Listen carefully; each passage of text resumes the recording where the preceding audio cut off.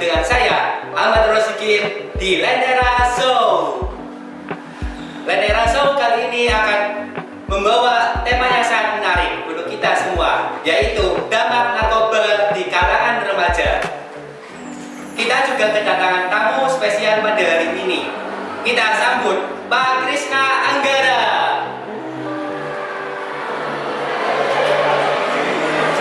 Selamat pagi Pak. Gimana kabarnya Pak? Alhamdulillah sehat. Nah, Pak Krisna merupakan Kepala BNNK Kabupaten Batang, Pak.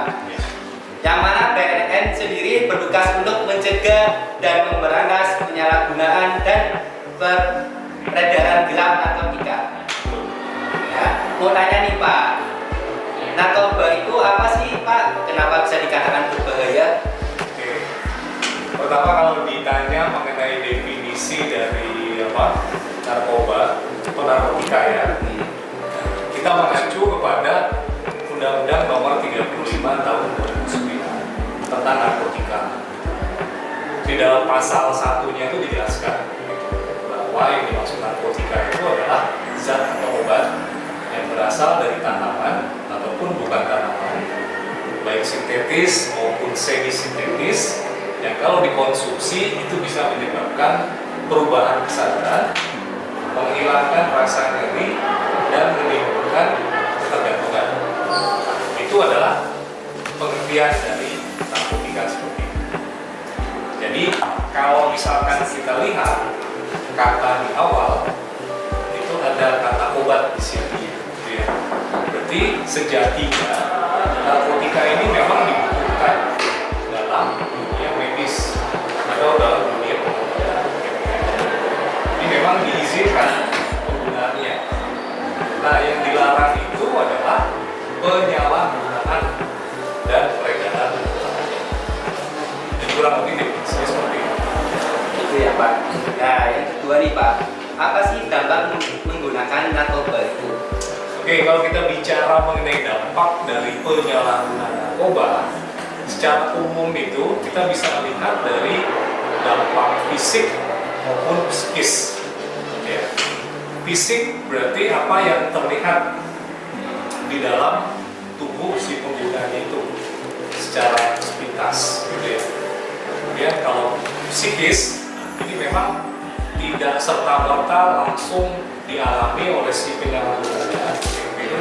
Tetapi ini dalam jangka panjang, gitu, dampak psikis yang parah itu si penyalahguna itu akan mengalami atau memiliki diri sampai masalah gangguan kejiwaan, gitu ya.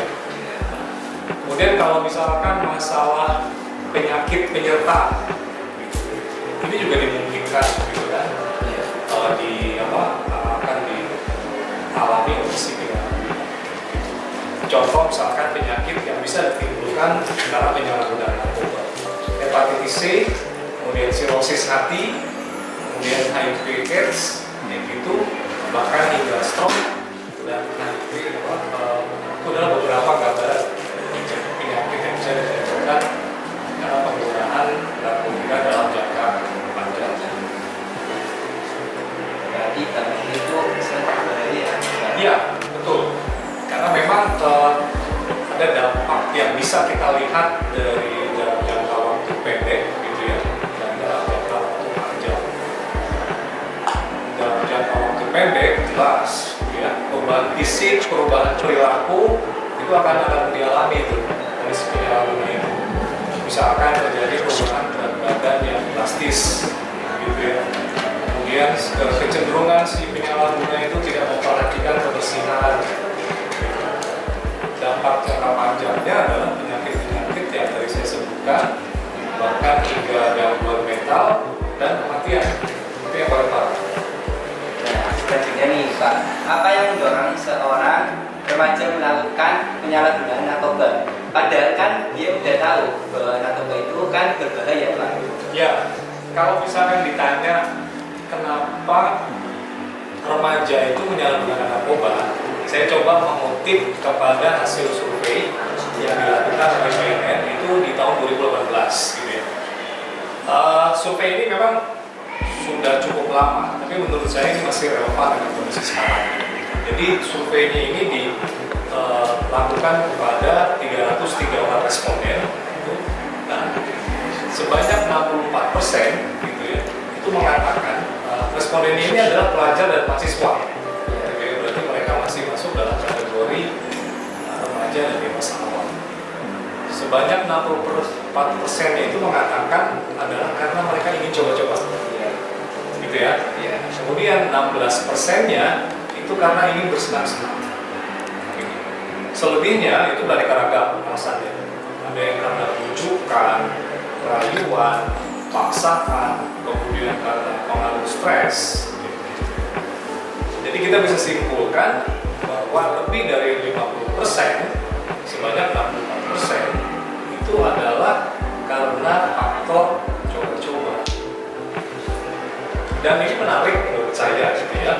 Kalau misalkan kita telisik lagi, kenapa sih gitu mereka punya keinginan untuk coba-coba? Kalau menurut saya memang ini ada pengaruhnya juga dengan informasi yang mereka miliki terkait dengan masalah narkoba ini. Nah, selanjutnya nih, apakah kecanduan narkoba itu bisa disembuhkan, Pak?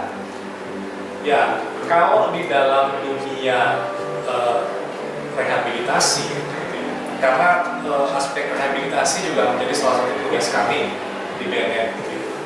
Umumnya kita menyebutkan itu bukan dengan kata sembuh, tapi pulih, gitu ya. Nah, berarti kalau misalkan pulih, suatu saat kemungkinan si penyalahguna itu mengkonsumsi kembali itu ada. Jadi proses rehabilitasi bagi penyalahguna narkoba kita bisa bilang bahwa ini adalah proses umur hidup, gitu ya. Sekalipun misalkan seseorang itu masuk tempat rehabilitasi, kemudian dinyatakan sudah selesai menjalankan program rehab, gitu, kemudian dia keluar, kemudian berkumpul kembali dengan keluarganya, kemudian dia bekerja, gitu. Nah, itu bukanlah menjadi jaminan bahwa suatu saat orang itu tidak akan mengkonsumsi kembali. Jadi kata kuncinya apa? Kuncinya adalah jangan pernah mencoba. Nah, bagaimana cara mengatasi agar para remaja tidak terjerumus ke dalam narkoba? Oke, kalau menurut saya remaja sekarang itu bukan berbeda ya. Remaja sekarang ini adalah remaja yang multitasking, ya, mereka sangat terbuka dengan berbagai informasi.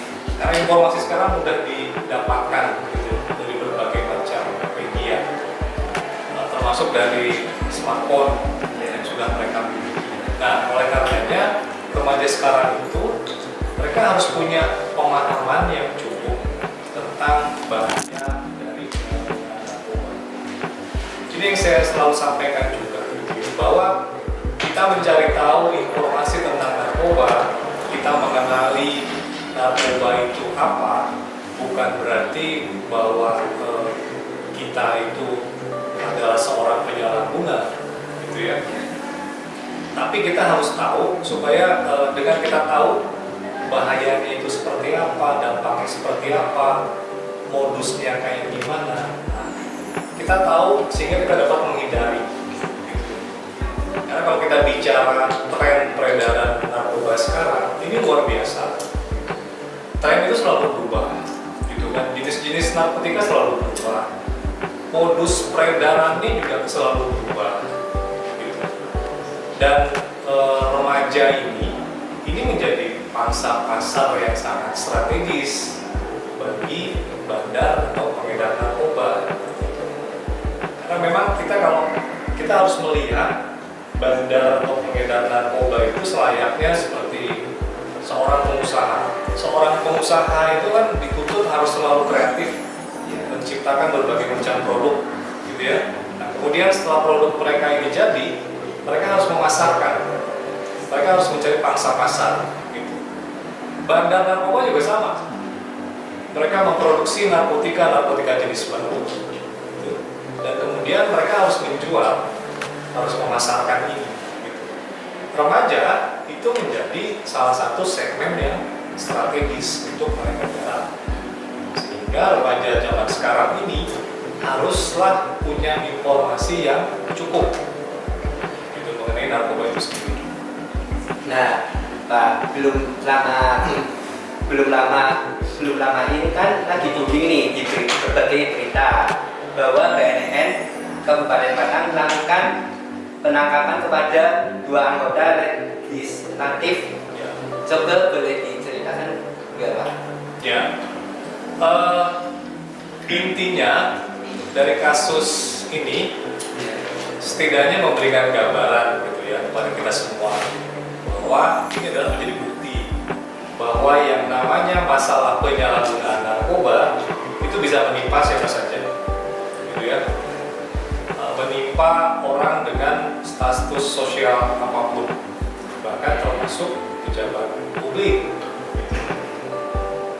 Salah satu yang ditangkap ini kan statusnya adalah anggota DPRD aktif, dan dia ini kan termasuk pejabat publik. Tapi memang terbukti bahwa ternyata dia merupakan penyalahguna narkoba. Jadi yang bisa kita petik sebagai pelajaran apa? Itu tadi, bahwa kalau kita bicara masalah narkoba, ini tidak memandang status sosial seseorang, tidak memandang tempat, gitu ya, tidak memandang tingkat pendidikan orang juga, itu ini bisa menimpa siapa saja, gitu ya, sehingga memang perlu kehati-hatian dari kita. Oke pemirsa, terima kasih atas penjelasan tadi dari Pak Krisna dan juga pemirsa yang telah mengikuti saya dari awal hingga akhir acara. Saya Ahmad Rosikin beserta tim yang bertugas pamit undur diri. Wassalamualaikum warahmatullahi wabarakatuh.